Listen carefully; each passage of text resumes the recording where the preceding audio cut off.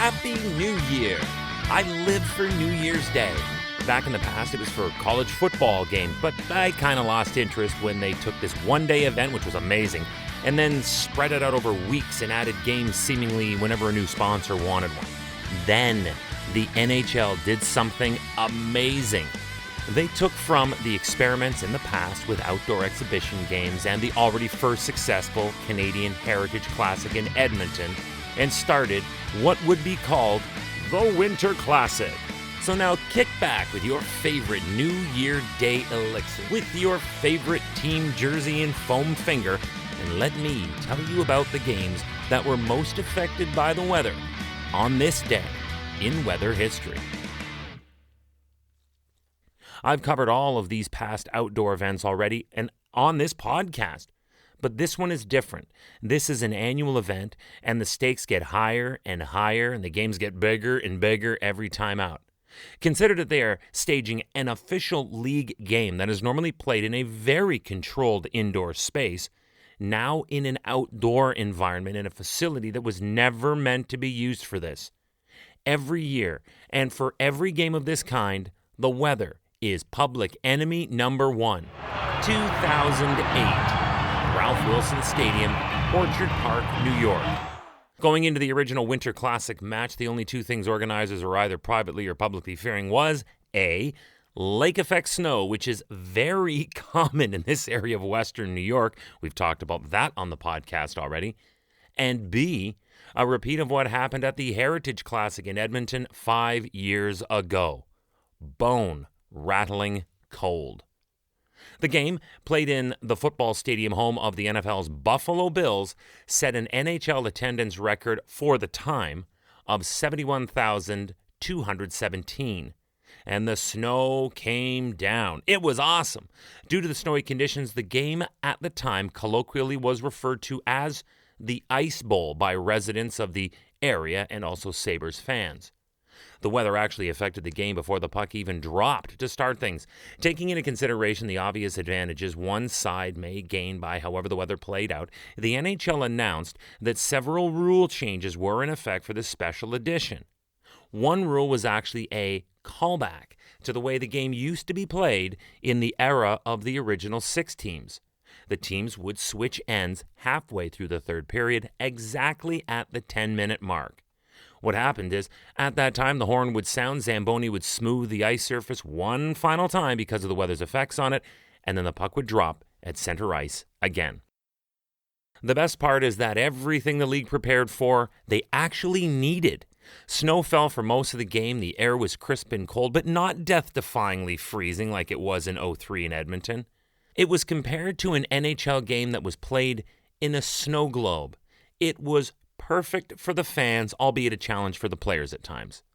Sidney Crosby scoring the game-winning goal in a shootout was the perfect finale for the league, the TV networks covering it, and the Penguins in the standings. Not so much for the Sabres fans in the stands. 2009, Wrigley Field, Chicago. Where last year we staged that game in a surefire hockey-crazy hotbed in a stadium where fans for football are insane, this year we stepped as deep as we could into history when the NHL put the Blackhawks on ice in Wrigley Field, home of the Chicago Cubs of Major League Baseball. Now, remember, it would be another 7 years before the Cubs would finally win a world championship, so this was a stadium steeped in tradition, but not much winning.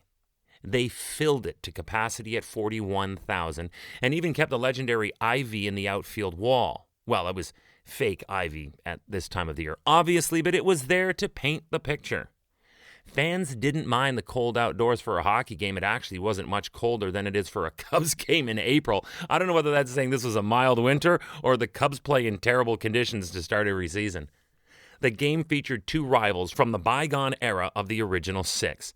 We had the hometown Blackhawks taking on the then-defending Stanley Cup champion Detroit Red Wings. These two teams in their long and storied histories had played each other 700 times already, so 701 went outside for this fight. 2011, Heinz Field, Pittsburgh, Pennsylvania. The 2011 Winter Classic was back in another National Football League stadium, and this one was brutally affected by the weather, but just not the kind you'd expect from the winter months. This time, it was raining heavily.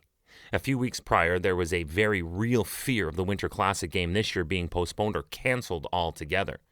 The overwhelming consensus forecast was for temperatures way higher than what you should normally have for this time of year in Pittsburgh. And then there was also the possibility of rain. Light rain, where this would have frozen on contact and made the surface uneven, or heavy or consistent downpours. This was obviously the greater concern for the NHL because under these conditions, the game would have to be abandoned. Ooh, it was tense. In the end, we had a game, but it was a photo finish in the way it was actually and ultimately staged.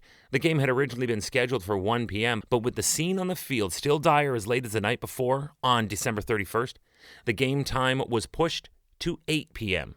Wasn't what they had dreamed of, but they had a Winter Classic that will be remembered forever. Citizens Bank Park, Philadelphia, Pennsylvania.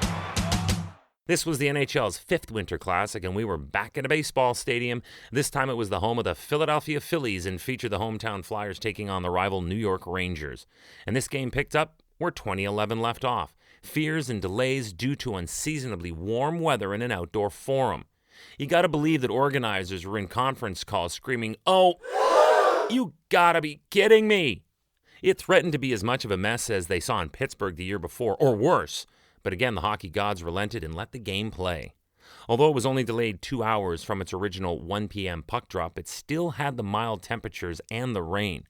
It was definitely a nail-biter for everyone from league officials to fans to players. Rain fell for a short time during the second period, but thankfully for the integrity of the game and the safety of the players, the ice conditions were mostly excellent. Flyers were less than thrilled, however. The Rangers came into town and won by a score of 3-2. 2014, the Big House, Michigan Stadium, Ann Arbor, Michigan. The game was originally planned to be played on January 1st of 2013 as the 2013 NHL Winter Classic, but that was postponed for a year, not by weather, but by the 2012-2013 NHL lockout. And as a make-good for fans upon reopening for hockey, the NHL went crazy and planned 6 outdoor games that year. You had the Heritage Classic in Canada and the 4 different Stadium Series games that were played on different dates. It was a bit much, but one game stood out heads and shoulders above the rest for its intensity, history, grand scale, and epic quality of play. The New Year's Day Winter Classic between the Detroit Red Wings and the Toronto Maple Leafs at the home of the Michigan Wolverines, Michigan Stadium, known as the Big House. This monster of a stadium housed 105,491 hockey-crazy fans that day. And although, believe it or not, it's not an outdoor game attendance record, I couldn't believe it either, it still was big, it was loud, and the weather was brutal. The good news is, this time, it was actual winter weather. Remember that Buffalo snow globe story I told you off the top? Perfect setting, yeah? This was closer to hell on earth, with snow falling steadily and being whipped into people's faces by powerful wind gusts. It was so cold that the snow must have felt like needles as it hit any exposed skin. It was so cold that it actually froze the ball inside the officials' whistles. The snow just kept falling through the entire game. To keep the ice clear and safe, there were 10 skaters with wide snow shovels that would work in lines to quickly move the snow from the ice surface during every television timeout. Oh, and the television experience for the viewer was interesting. The game was a rather unique experience to watch in HD through a blinding snowstorm, and it was watched. It was watched by a record-setting audience, 3.5 million average viewers for CBC's broadcast in Canada, which set a regular season record. It was as memorable as you could get for any style of programming. 2020, Cotton Bowl, Dallas, Texas. So just in the nick of time before everything else in 2020 got washed away, this edition of the New Year's Day Winter Classic was almost washed away.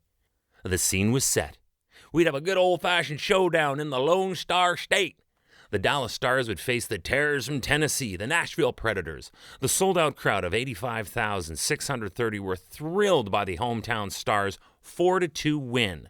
But here is some interesting perspective.